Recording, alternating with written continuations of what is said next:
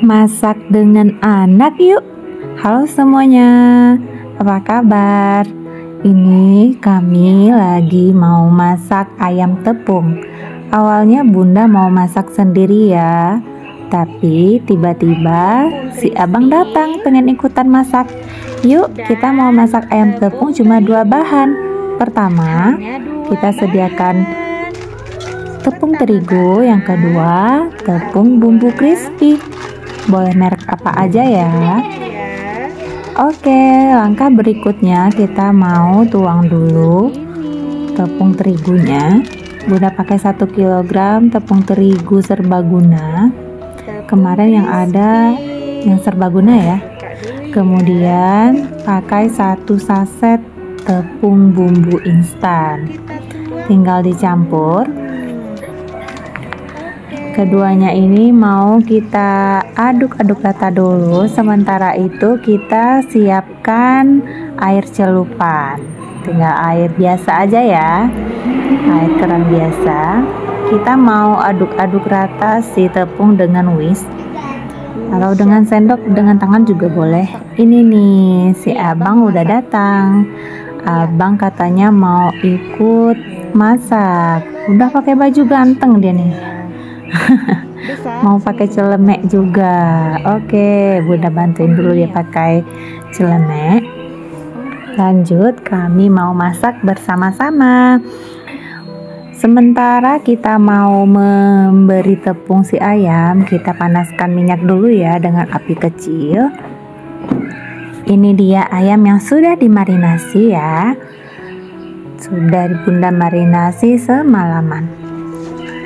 Ayamnya mau kita tepungin dulu untuk yang pertama kali.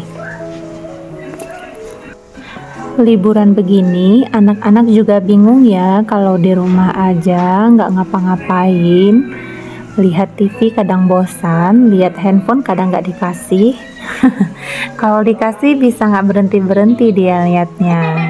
Sampai baterai habis pun langsung ngecas, mau nyambung lagi mainnya. Ya, nggak jauh beda ya dengan mak sama bapaknya, kan juga sama ya, ibu-ibu sekalian pegang HP melulu. Kalau anak-anak agak bahaya ya, jadi lebih baik kita libatkan anak-anak ikut berkegiatan dengan kita di rumah. Misalnya mencuci baju, membersihkan rumah, menyapu, menyiram tanaman, ikutan masak begini.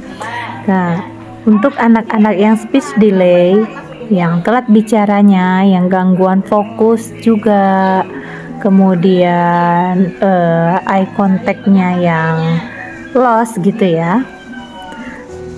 Jadi kita butuh latihan berkesinambungan. Setiap hari kita harus melatih anak-anak untuk bisa fokus, salah satunya dengan mengajaknya beraktivitas seperti contoh memasak ayam tepung ini.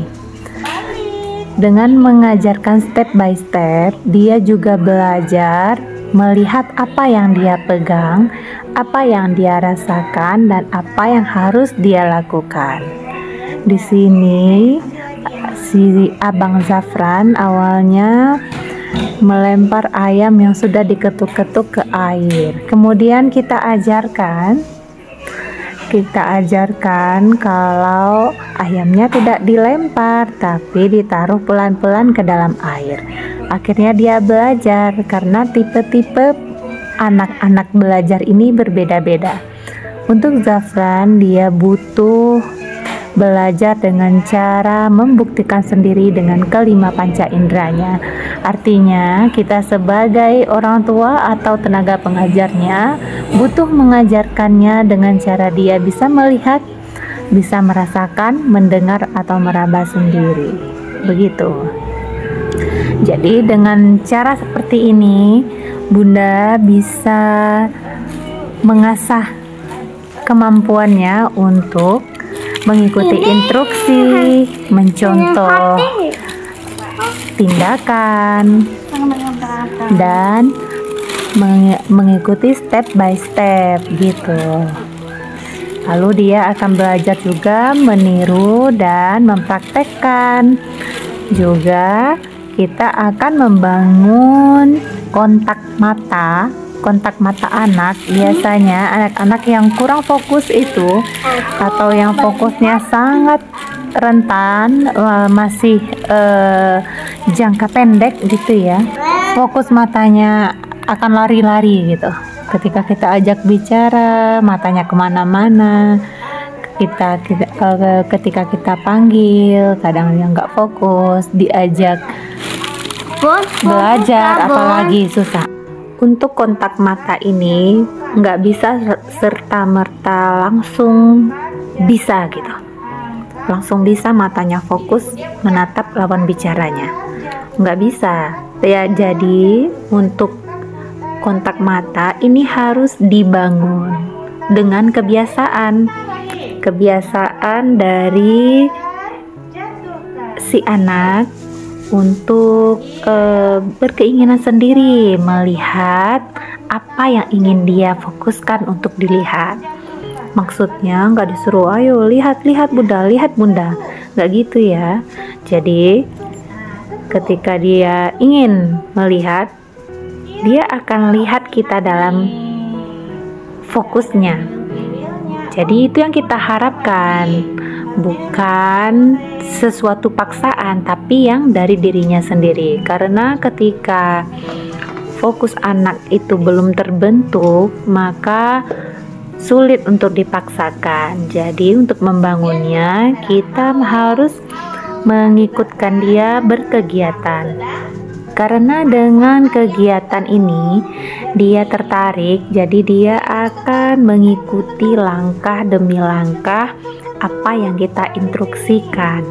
Gak apa-apa semua berserakan, gak apa-apa semua harus berantakan dulu. Ini prosesnya. Kalau kita menunda-nundanya karena gak mau ribet, karena gak mau capek, kita akan lebih punya PR berat lagi di masa depan. Bukan berarti kalau nanti besar dia nggak bisa berubah, tetapi PR kita ketika dia lebih besar nanti itu akan jauh lebih berat daripada masa kecilnya ini yang masih berkesempatan besar untuk kita benahi, begitu. Dari hal-hal ini seperti mengayak tepung. Mengayak tepung ini akan membantu dia mengkoordinasikan mata dan kedua tangannya. Dia harus sinkronkan gerakan matanya melihat tepung agar tidak tumpah dan gerakan tangannya agar si tepung bisa terayat dengan benar, dengan tepat posisinya di tengah-tengah wadah. Proses ini memang tidak sekali selesai ya, sekali bisa gitu. Akan banyak hal yang mungkin tidak sesuai ekspektasi, namun begitulah prosesnya. Jangan lupa beri apresiasi positif kepada anak seperti pujian untuk meningkatkan kepercayaan dirinya dan semangatnya bahwa dia bisa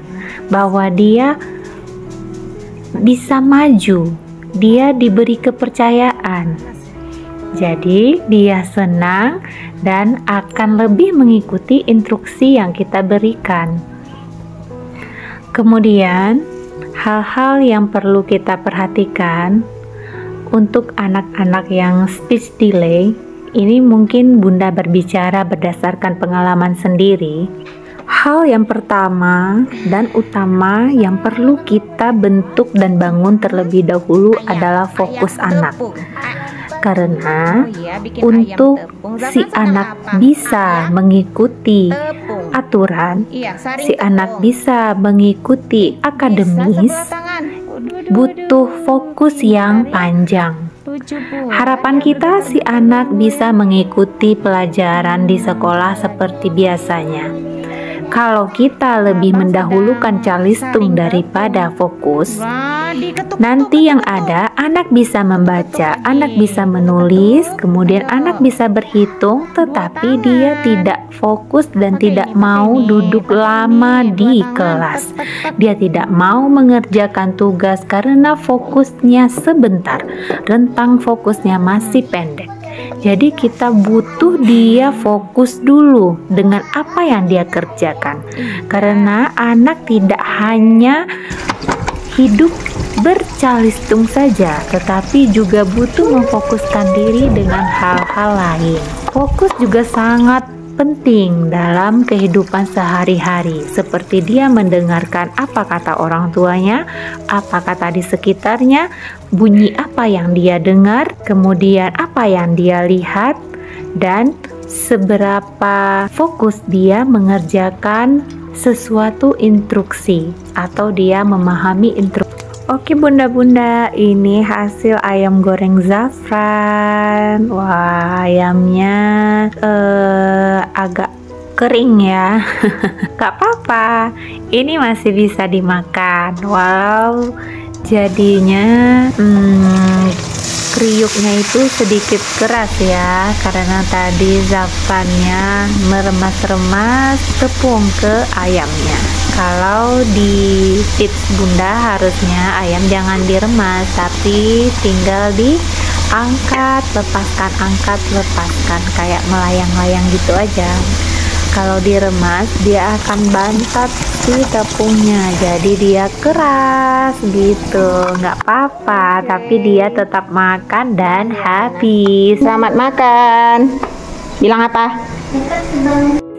Anak juga akan belajar menghargai apa yang dia ciptakan sendiri, apa yang dia hasilkan, apa yang dia kreasikan. Dia udah berusaha membuat ayam dan mencoba hasil masakannya sendiri. Ada kebahagiaan tersendiri bagi anak. Dia merasa dipercayai, merasa semakin percaya diri, dan semakin semangat untuk belajar. Itu kesempatan kita untuk terus mengajarkannya agar dia semakin fokus dan kontak matanya semakin meningkat gitu ya kepada kita. Jadi nanti lama-lama dia akan memperhatikan lawan bicaranya untuk berbicara, tidak lagi lari-lari ya matanya gitu.